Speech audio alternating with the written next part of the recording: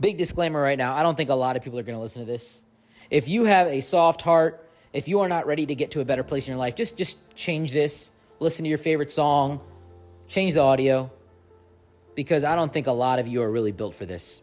But I'm going to say it anyway because there's a few of you out there that are ready for this kind of coaching. And that's who I'm making this for. I'm making it for the few people out there that are ready to take harsh criticism. Criticism is good. Criticism is what allows you to improve in life because it lets you know what you're doing wrong. And honestly, the people that I see that are the most successful are always looking to see what they're doing wrong. How can I get better? What am I doing wrong? Where can I improve? That's their mindset. I don't know if you guys have ever seen The Godfather, but there's a scene in there where they talk about the good news and bad news. Always get the bad news first because the good news can wait. Like you can get good news whenever you want to. It's not going to change your life. It's good, right? You'll see it. You'll figure it out. But the bad news is what needs to be addressed immediately. And today I'm going to give you the bad news. And I'm going to talk about ego. Let me give you a general statement here. You can never have ego as a man if you're broke. And you can never have ego as a woman if you're unattractive. Let me explain. Let me get into the guys first, okay? Let me go after the men. So, first and foremost, if you're a guy that has no passive income, because there's active income and there's passive income. If you have no passive income, you can't have ego at all. Can't do it. Can't hate on anybody. Can't talk negatively about anybody. Can't do anything. You got to focus on working. I see too many men out here make a couple of moves, make a little bit of money. Maybe they flip some drugs. Maybe they hit a lick and they feel like they're big dogs. They go buy a little Gucci belt and they think they're the coolest guys out there. They're popping bottles at a section worth, $1,200, $1,500 and think they're the biggest guys out there in the world. You guys are broke. I walk into clubs and most of the people I see out there are broke. And they're flexing like they're the biggest guys out there in the world. This is not even me hating. I'm not trying to put some people down. I'm trying to humble you. I'm trying to help you right now. Because you need passive income. Many of you have active income. And that's fine. Active income is the first part of life. You have to make money in order to invest money and leverage money to then where you have passive income. You have to really look at your life and say, if I were to not work for 30 days, if I was to go fuck off and go on vacation, if I was to, God forbid, get into a coma, if I was to be unable to work, I got really sick, God forbid, for 30 days, how much money would I make? How much money would we make? Ask yourself that. And if it's zero, or if it's not enough to pay your bills, or if it's not enough to be in the median income household range, then you're broke. See, richness is time. Richness is the ability to do things and not worry. I know a lot of guys that make $200K a year and they have zero passive income.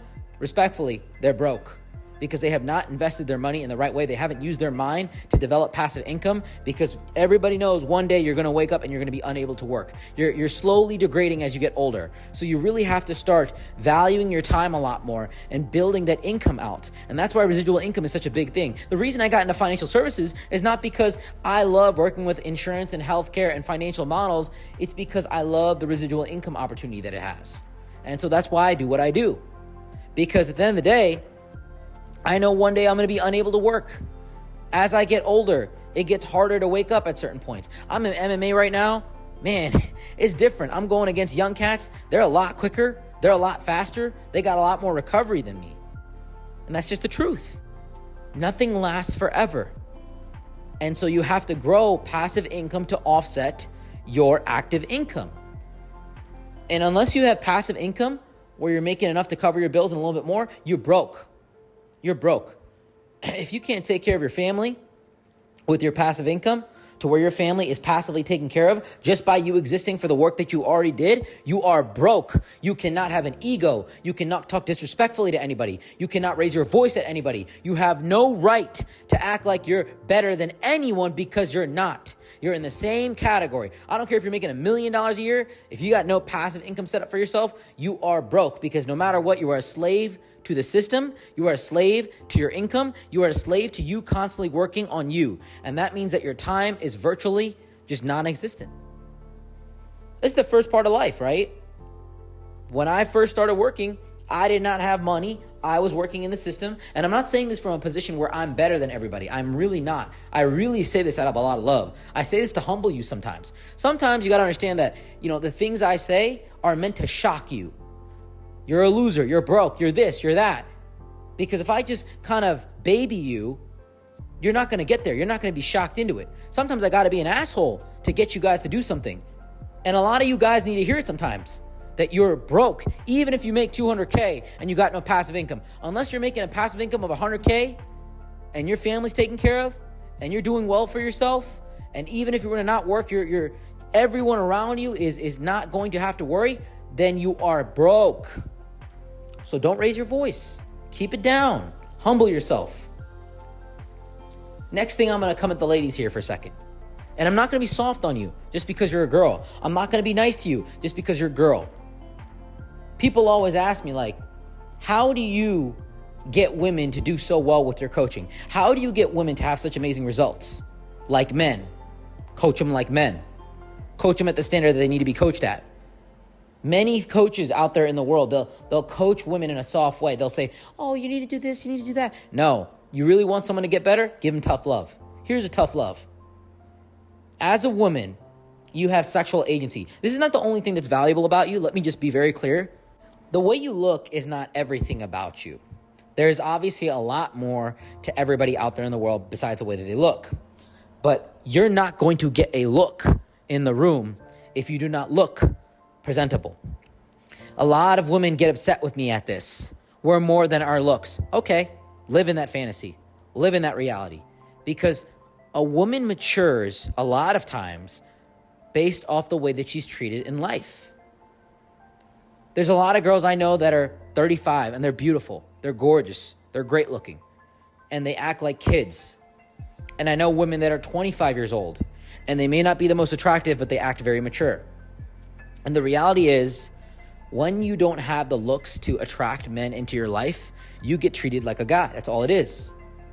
And if you have the looks that make men lustful, that make men kind of crave you, you get access to certain things in life and you get a little bit of an advantage.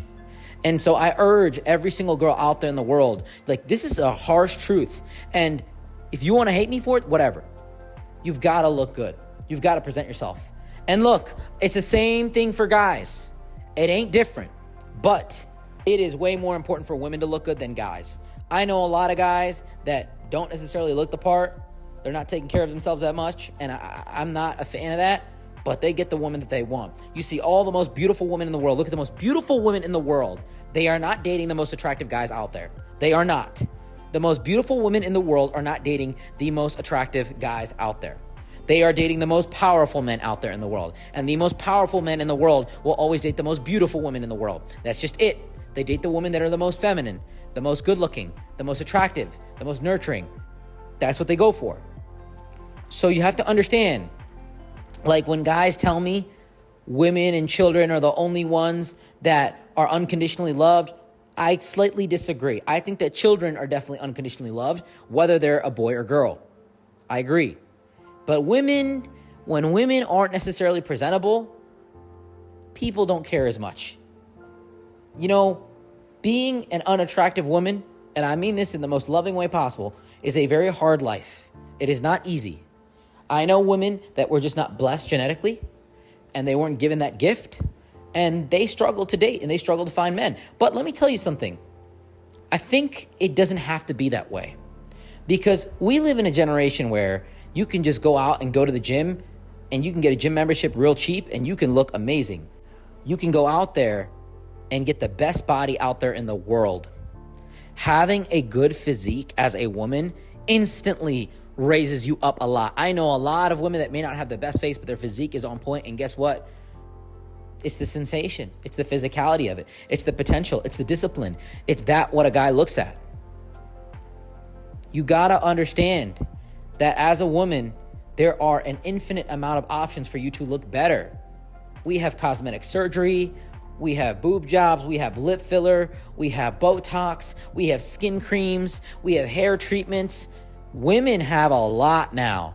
There was actually an article of a very famous guy that sued his wife for their children because they didn't have perfect features, because she was not beautiful and she got all this surgery done, and she literally looks like a model in the before and after photos. I wish I could put them in here. The after photos, the way she looks now, she looks totally different. Insane, beautiful, perfect teeth, perfect eyelids, perfect eyebrows, perfect everything, Asian girl. But before, she was just a regular girl. And obviously when they had the kid and the kid didn't have these perfect set of features, I guess he kind of got suspicious. I'm not really sure about the whole story, but he actually sued his wife for it, which is absolutely crazy. But that's not what I was even looking at. I was amazed at the before and after. You go to Turkey, you go to some of these places like South Korea, the before and after is insane. It's insane. I don't think that any woman will be unattractive after really seeing a high quality plastic surgeon. If you're not born genetically gifted, there's hope for you. There's so much hope for you because you can just go get done whatever you need to go get done. So if you're a girl that does not have the looks, build yourself up financially, save a little bit of your money, go invest it, and look better. I'm not saying that just go under the needle. There's a lot of women that don't need to. There's a lot of you women out there that are very, very beautiful without even doing anything. You just got to get into shape. People always say, oh, European women, foreign women are so much more beautiful than Western women. That's not true. Western women are just a lot more overweight. There is less of a fixation here on beauty. In fact, me even saying this right now will offend a lot of people in the West, will offend a lot of people. They'll be like, how could you say that? How could you tell women to, because it's good for you. It's healthy for you. It's the right thing to do. You want to get more men in your life? You want to get more access to the world? You want to really glide through society? The most attractive women in the world can get anywhere in the world. They can get around A-list celebrities. They can get around powerful people. They can get into any restaurant. There's apps out there right now that will literally pay you to go eat at restaurants and take a photo if you're an attractive girl. I'm not even joking.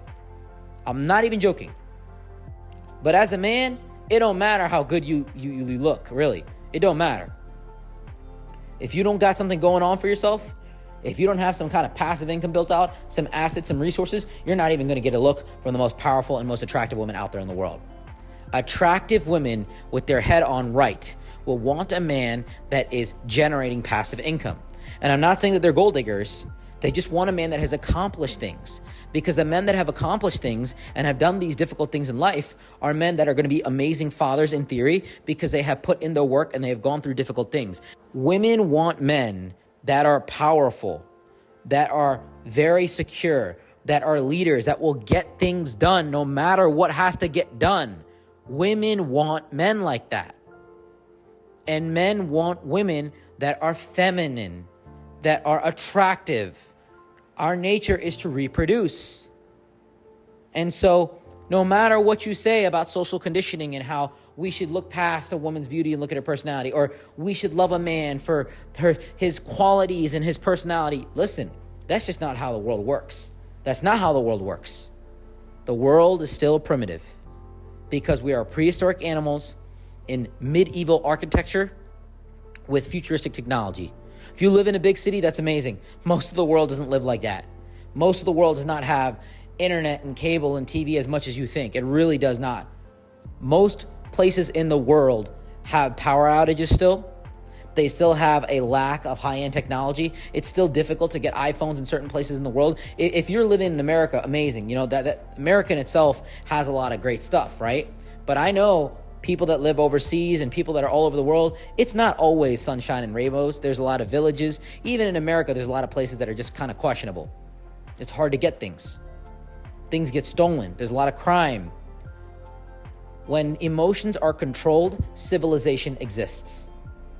But many places don't have their emotions controlled. And many places in the world are primitive. And oftentimes, in the most civilized places, there are very emotional conversations behind the doors. They're just contained. So I say this stuff to you guys. You can't have ego if you're a girl that's not putting pressure in the room. And let me tell you something. The most high-quality people I know in the world, they always feel like they're not doing enough.